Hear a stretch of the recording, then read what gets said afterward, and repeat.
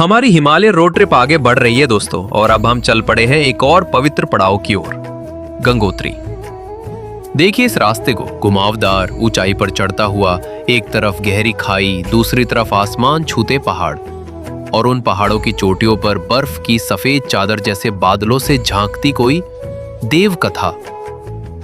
जैसे जैसे हम आगे बढ़ते हैं, भागीरथी नदी की आवाज और ज्यादा तीव्र होती जाती है। सकरे दर्रों में विशाल चट्टानों के बीच से ये नदी गरजती है। उसका वेग, उसकी शक्ति वाकई रोमांचित कर देती है। ऐसा लगता है जैसे खुद गंगा अपनी यात्रा पर निकली हो। और अब हम पहुंच चुके हैं गंगोत्री धाम। दिन की रोशनी में मंदिर एकदम शांत और पवित्र दिखता है। सफेद पत्थरों से बना, हिमालय की गोद में बसा, हवा में लहराता झंडा और आसपास की शांति मन को ठहराव देती है। लेकिन असली जादू तब होता है जब रात होती है। जैसे ही बिजली की रोशनी में मंदिर नहाता है, वो दृश्य सच में अलौकिक लगता है। हर कोना जैसे आस्था में डूबा हो। और हाँ, एक जगह और छूट ना जाए, सूर्य कुंड। यहाँ पानी सूरज की किरणों से टकराता है और लगता है जैसे सोने की धाराएं बह रही हो। एकदम जादुई अनुभव है ये। जय श्री कृष्ण दोस्तों, स्वागत है आपका एक नए व्लॉग में। और आप चलो चले का कारवां पहुंच चुका है गंगोत्री की हसीन वादियों में। और अब हम मुश्किल से 4 या 5 किलोमीटर की दूर हैं गंगोत्री धाम से। और इस व्लॉग में हम आपको गंगोत्री के दर्शन करवाएंगे, वहाँ के कुछ मुख्य स्थान दिखाएंगे और इस रमणीक स्थान के बारे में आपको ज़्यादा जानकारी देंगे। तो हम पहुंचने वाले हैं। अभी हम स्नो पीक्स को देख पा रहे हैं कहीं कहीं पर। रोड भैरव घाटी के बाद थोड़ा इम्प्रूव हुआ है, अच्छा नजर आ रहा है।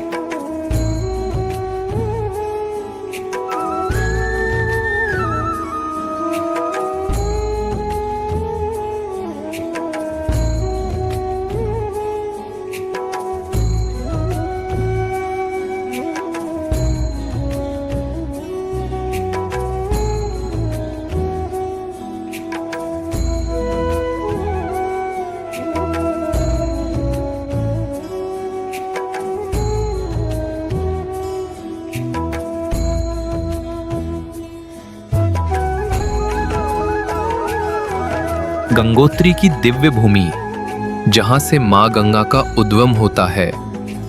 गंगोत्री केवल एक तीर्थ नहीं है, यह एक कथा है आस्था, तपस्या और कृपा की, जो हजारों वर्षों से हमारे ग्रंथों में जीवित है। पौराणिक ग्रंथों के अनुसार गंगा पहले स्वर्ग में बहती थीं। वह देवताओं की नदी थीं, लेकिन पृथ्वी पर उनका आगमन एक कथा जुड़ी है राजा सगर से। राजा सगर ने अश्वमेध यज्ञ किया था। यज्ञ का घोड़ा इंद्र ने चुरा लिया और उसे कपिल मुनि के आश्रम में बांध दिया। राजा सगर के 60,000 पुत्रों ने घोड़े की खोज में पूरा पृथ्वी खंगाल डाली। जब वे कपिल मुनि के आश्रम पहुंचे तो बिना सोचे समझे उन्हें अपमानित किया। क्रोधित होकर मुनि ने उन्हें भस्म कर दिया। उनकी आत्माएं मुक्त नहीं हो सकीं। वे प्रेत बनकर धरती पर भटकने लगी। युग बीत गए। अंततः राजा भागीरथ, सगर के वंशज, ने यह संकल्प लिया कि वह गंगा को पृथ्वी पर लाकर अपने पूर्वजों को मुक्ति दिलाएंगे। उन्होंने हजारों वर्षों तक कठोर तपस्या की।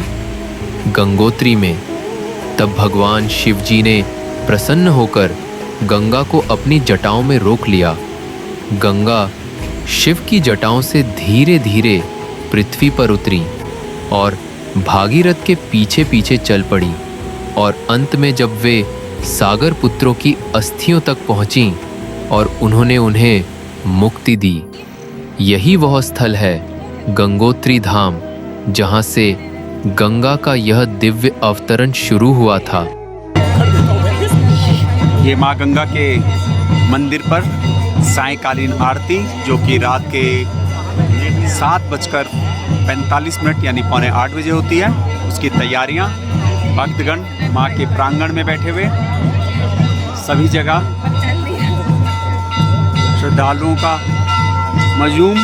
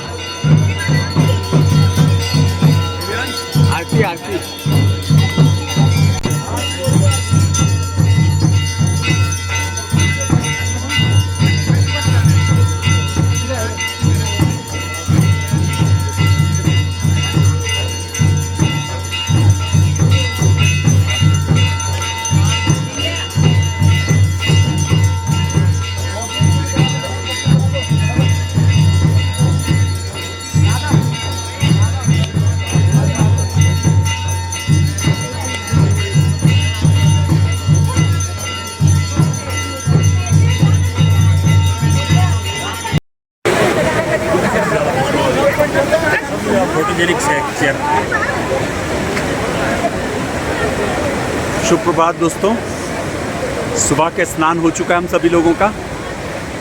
गंगा मैया के तट पर स्नान करने के बाद सभी लोग संत महात्मा बन गए हैं और अब हम जाएंगे माँ गंगा के दर्शन करने के लिए मंदिर पे।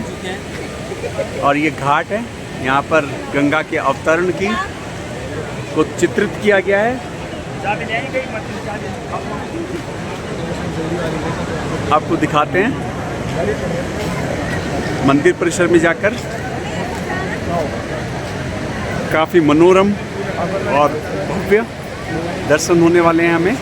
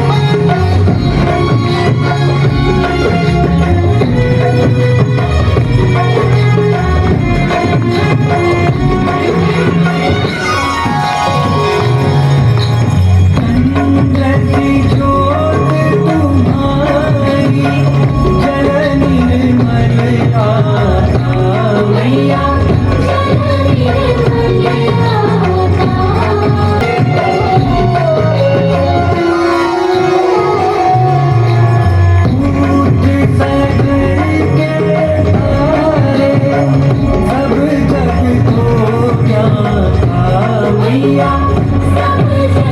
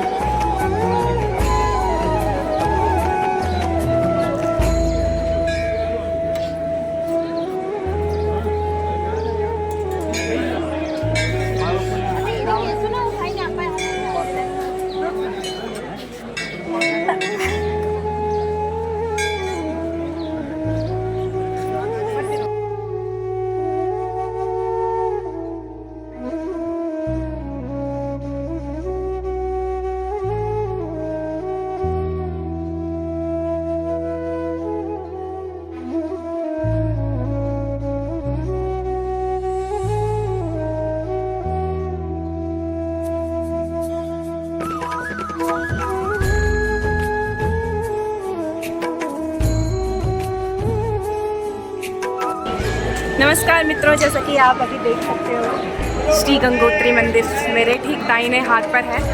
और गंगोत्री मंदिर का महात्म्य अगर मैं आपको बताऊं तो गंगोत्री मंदिर का निर्माण 18वीं शताब्दी में प्रथम गोरखा सूबा गढ़वाल के जो थे अमर सिंह थापा, उन्होंने करवाया था।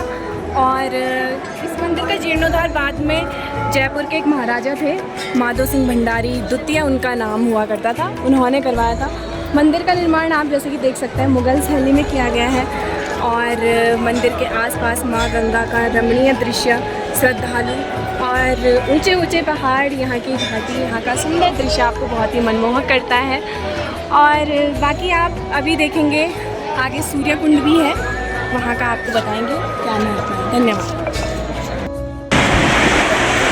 दोस्तों, जैसे कि आपसे वादा किया था कि आपको गंगोत्री का एक महत्वपूर्ण और विशेष स्थान और दिखाएंगे, वो है सूर्य कुंड।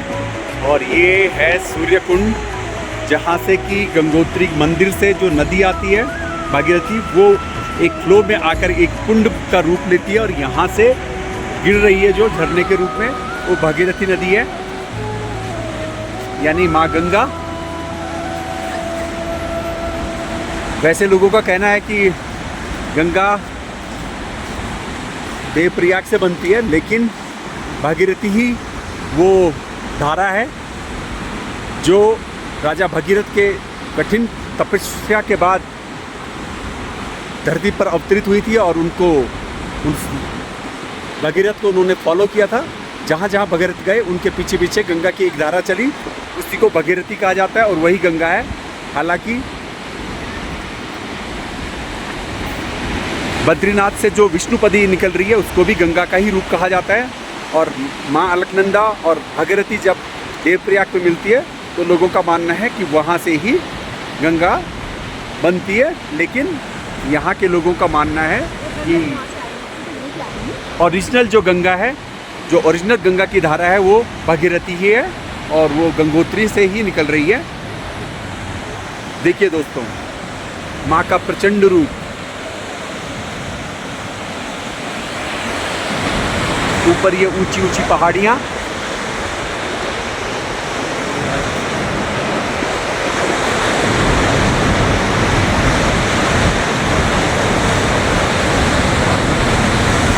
माना जाता है कि यहाँ पर सूर्य की किरणें डायरेक्ट पड़ती हैं सुबह, तो इसे सूर्य कुंड कहा जाता है।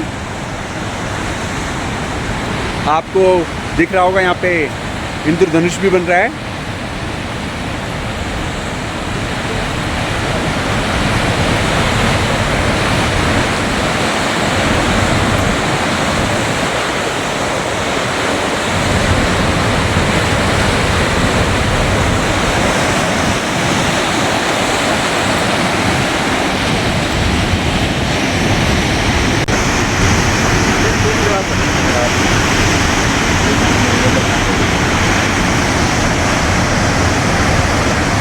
कहा जाता है यहाँ पर नीचे एक शिवलिंग है जिसके ऊपर ये धारा गिरती है डायरेक्ट।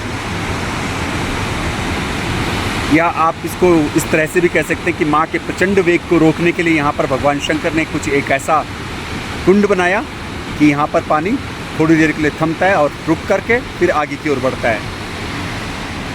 जय माँ गंगे, हर हर गंगे। तो दोस्तों, ये था हमारा गंगोत्री का ब्लॉग। अब आपको मिलते हैं आगे एक नए ब्लॉग पर। प्लीज़ हमारे इस ब्लॉग को शेयर कीजिए अपने साथियों के साथ, मित्रों के साथ, और कमेंट कीजिए, लाइक कीजिए और चैनल को सब्सक्राइब करना बिल्कुल भी ना भूलिए। जय माँ गंगे, हर हर गंगे।